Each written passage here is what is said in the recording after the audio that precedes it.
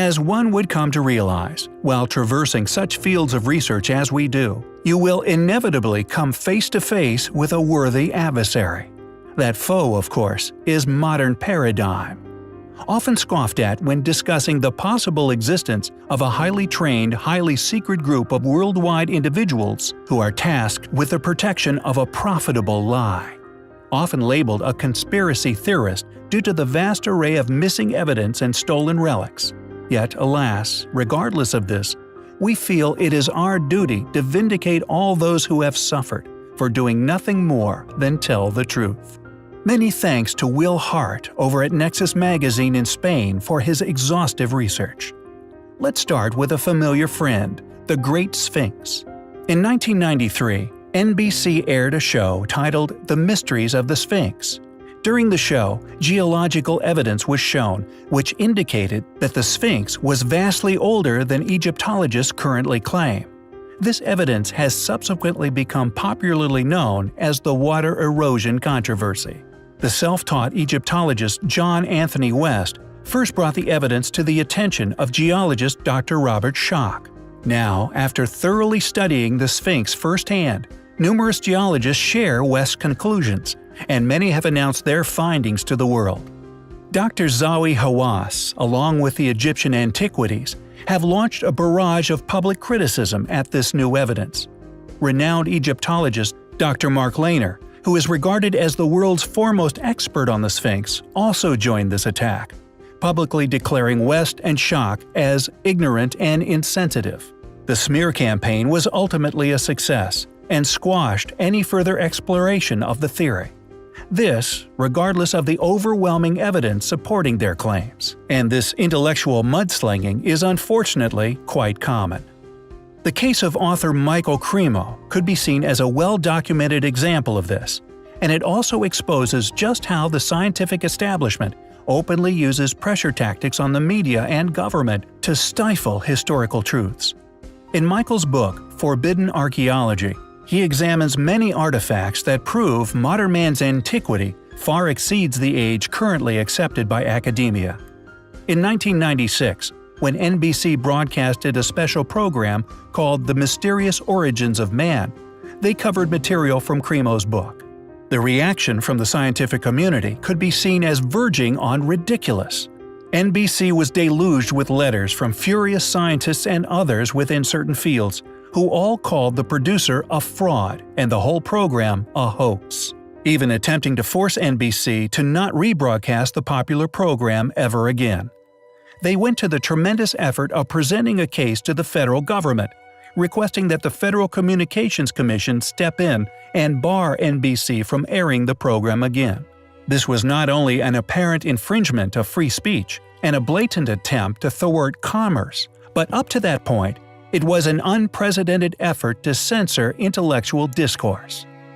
Dr. Virginia Steen McIntyre would also feel the cold hands of conspiracy.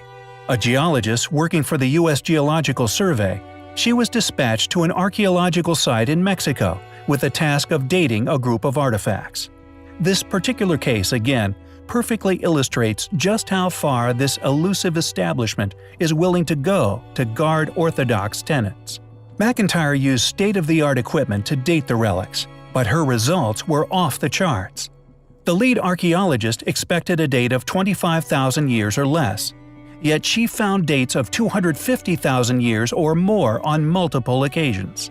A dating of 25,000 years is conveniently critical to the Bering Strait crossing theory. Once her results were realized, the head archaeologist decided to dispose of Steen McIntyre's results. She has since found it hard to get her papers published, and she has also lost a teaching job at an American university. These sorts of scenarios from these particular types of people is what drives us to expose the truth. No one should lose their career because they are doing it correctly. Unfortunately, however, unless there is a dramatic shift within our own society, stories such as these are likely to continue. Many ancient sites found scattered all over the planet share an enigmatic feature: a pattern of scarring left upon their megalithic blocks and often upon their walls, once left by a technology built by an as yet not understood civilization. We've previously covered the perplexing technique often used by ancient wall builds, found all around the world in the form of mysterious metal clamps. Used to seat huge stone blocks as they settled over the following years, these clamps, dated to similar times within antiquity and varying in style from continent to continent, somehow turned up all over the world at around the same time, strongly suggesting some form of intercontinental travel and thus sharing of technologies. Furthermore, and perhaps more intriguing, are the links that we, here on the channel, along with others in alternative research, and even funded institutes from nations around the world, have begun to notice and hopefully triangulate a signature left by this once highly advanced group of individuals. The most noticeable of these sites, and the one which initially started us upon this journey, was Longyu Cave in China. A cave system hewn from solid bedrock, leaving no waste piles of stone anywhere, marking the stone with a telltale scar pattern. These parallel marks are not just found at Longyu. Similar yet not identical marks have also been found elsewhere on Earth. A slight variation in style is what one would expect with shared knowledge. As with the metal clamps, a slight variation can be found from continent to continent. These similar marks can also be found at the ancient quarry of Yangshan, China, and Petra in Jordan, both argued for years to actually be the workmanship of a civilization far older than any noted within modern academia. These marks were then discovered to be upon the ceiling of Cave 1 at the ancient site of Mamallapuram within India, another site which in places shows levels of erosion far in excess of that which should be seen at a site dated within known history. Yet perhaps the most impressive of these marks, and most probably the ones made by the conceptual machine of origin, are the scars witnessed and now subsequently catalogued at Baalbek. These are far too large for any hand tool, made into solid granite with such precision. These also display circular motions, as if left by a modern-day tunnel boring machine.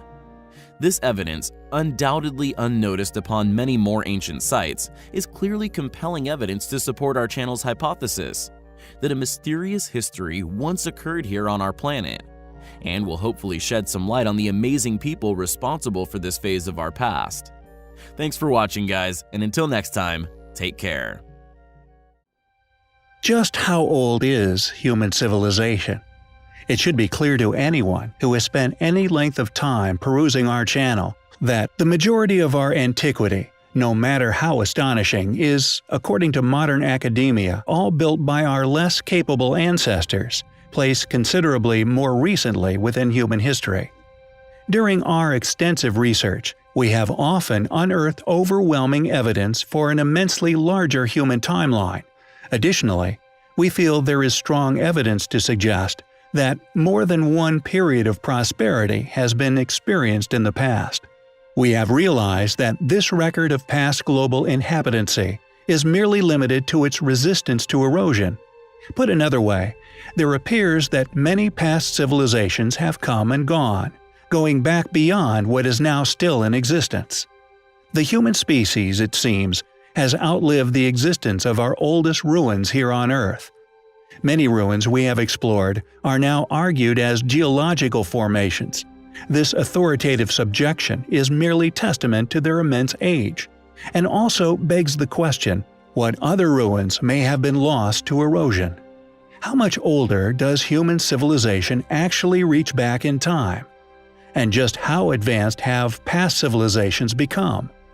One clue to this answer lays within the ruins themselves. Astonishing feats of engineering that not only indicate a high level of intelligence, but also technological prowess. Extraordinarily refined works, which can still be found in the less inhospitable environments of Earth. One of these lesser shared sites is undoubtedly Varangal. Located within the South Indian state of Telangana, it was predictably once snapped up by our less capable ancestors, possibly claimed as their own, subsequently becoming their capital. Home of the Kakatiya dynasty from the 12th to 14th centuries, this inhabitation, we feel, has then been used regardless of the ancient ruins in question to age the stone carvings which can be found at the site.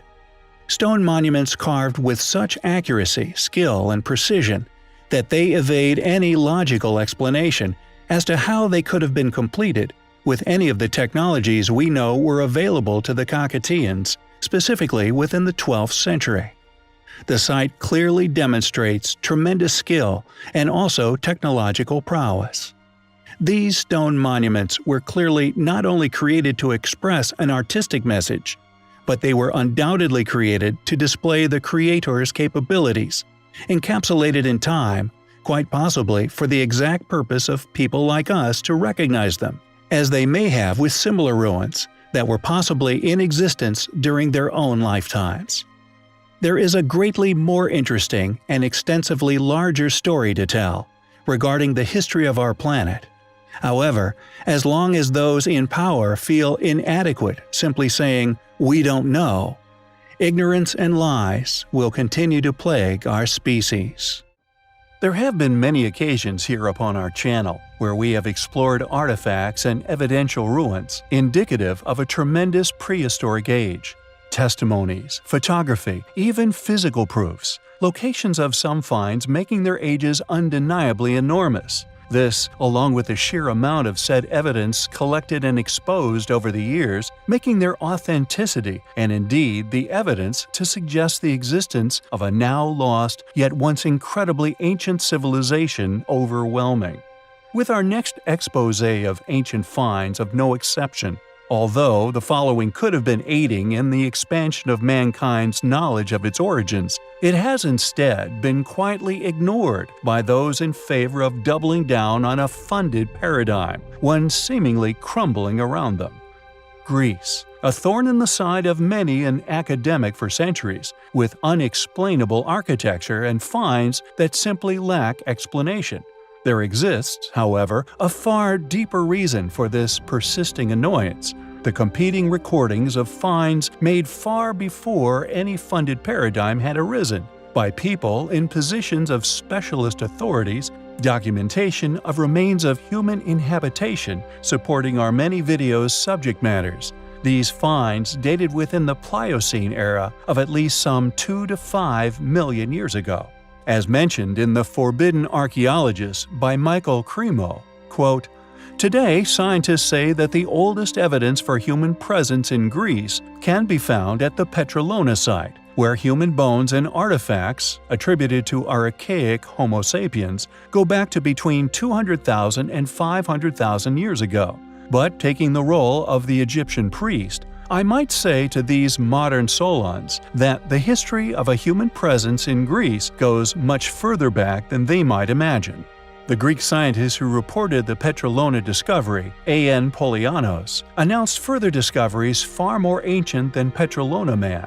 The Anthropology Museum of Perdiccas gave the following information. In 1977, Isaac Pandelides, the owner of a sandpit not far from the village of Perdiccas, chanced upon the remains of a large animal. He informed the Greek Anthropological Society, and the excavations were directed by the anthropologist Eris Polianos, who brought to light the skeleton of a mammoth approximately 3 million years old. Though the entire skeleton was found, the bones were in disarray and had evidently been killed, butchered, and consumed by humans. End quote. This timeline flies in the face of modern evolutionary chronology, and if accepted as it should, coming from legitimate sources who documented said finds correctly, the timeline of man should rightly be pushed back to an unknown origin, and we strongly feel more effort should be put into this investigative direction. The mammoth, along with Cremo's effortless correlation of the facts, is a gem of proof and a continued glimmer of hope that if such finds continue to surface, modern paradigms will slowly shift to a more critically established realization of not only our history, but of our existence itself. It was a find, and indeed is a journey, which we find highly compelling. We recently made a community post pertaining to the remarkable, yet little-known or indeed studied discovery made within the extremely ancient city of Patara in modern-day Turkey. And due to popular demand, we are going to cover this peculiar artifact in greater depth. As mentioned, although there are many archaeological sites within Turkey, and particularly within this region, this peculiar feature is rarely discussed within modern academic or archaeological circles. And once you realize what this enormous relic might have once been, you may realize why. Known as the ancient aqueduct of Patara, it was once a series of tubular systems hewn from solid sandstone, presumably running from settlement to settlement. Some parts clearly displaying a significant level of erosion, indicating a truly colossal antiquity that has unfortunately made reconstruction of some of the pipes quite difficult. Claimed to be that of the Romans, used for transportation of water. However, what is interesting regarding Patara, and indeed many other ancient sites claimed by the Romans as their own constructions, is that it too holds some unexplainable features, things that separate it from the other more standard Roman architecture. It seems for many ancient, highly eroded sites found around our world, the culprit for construction is often put upon the most convenient candidate, completely absent of any explanation regarding construction. In 1993, a monumental pillar was discovered at Patara, on which is a Greek dedication to Claudius and an official announcement of the building of roads by the governor, Quintus Veranius Nepos, in giving place names and distances, essentially an entire public itinerary. Yet alas, they forgot to mention the enormous undertaking that was the aqueduct. One has to wonder, where did the Romans get all their ingenious ideas? Were they all originals? Or perhaps, as we have posited in the past, akin to the ancient Egyptians, had some helpful head starts from a once far more capable, far more knowledgeable people who left structures still standing to this day? The little research that we have unearthed regarding the original site does indeed indicate that Patara's ancient piping system is in fact not Roman, but the origin of the Romans' inspiration when it came to the creation of their own piping systems. Even the original settlement and building of Patara was attributed to and named after Patara, son of Apollo, a great deity, a mythical figure. It pertains to a first, highly eroded, perplexing stretch of 5.4 kilometers along the steep western slope of Kisla Mountain, down to the community of Akbel. Details from RomanAqueducts.com regarding the research is as follows, quote, "It originally consisted of a masonry channel, presumably of Hellenistic age, of which only scant relics remain. This stretch was later replaced, probably by the Romans, by a single line of 55 to 58 centimeter long ceramic pipes. The pipeline was laid directly on the ground, alongside the abandoned channel, and locally positioned on low rocks or in cut rocks." End quote. Are we looking at a far more ancient, far more advanced relic than one is first led to believe? A relic later replicated to a certain degree by the Romans for their own ends. We find the evidence to suggest such highly compelling.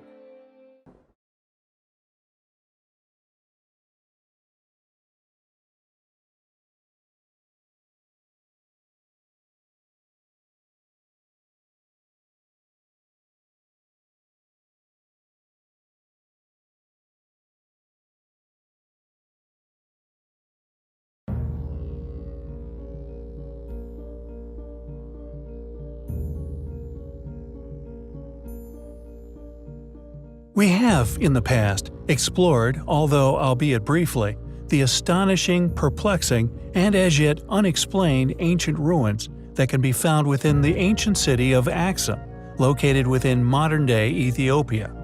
One of the main reasons we have repeatedly touched upon this exquisite site, a place located so far from the academically claimed civilizations, who some daring academics would even attempt to claim as the builders of such, its remarkably remote location alone could be seen as a smoking gun in regards to a conspiracy regarding the chronology of man. However, what we find even more incredible regarding this site, the fact that the site is renowned for its obelisks, often named in mainstream reports as the site of a singular obelisk of Axum, instead of the accurate plural, obelisks of Axum. A ruse Mystery History suspects is due to the toppled obelisk. Not only are there many obelisks at the site, so sharing it online as merely the site of the quote, obelisk of Axum is not only inaccurate, but we feel clearly an attempt to stifle people's discovery of this toppled obelisk, which has been estimated to have weighed hundreds, possibly upwards of 1,000 tons in weight, once carved, transported, and erected at the site. Located in a place now known today as Axum City, it is located within the northern regions of Ethiopia, found within the northern Stele Park.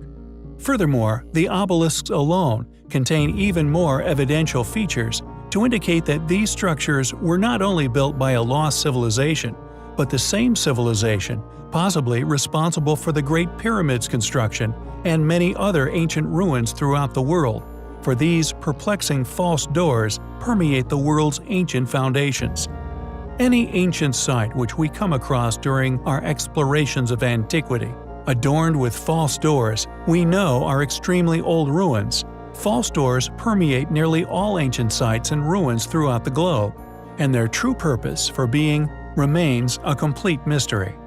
Additionally, if the fact that false doors indicative of the ancient pyramid builder's architectural signature and the toppled obelisk weighing hundreds of tons is not enough compounding evidence to convince you that the site was once the work of a lost civilization.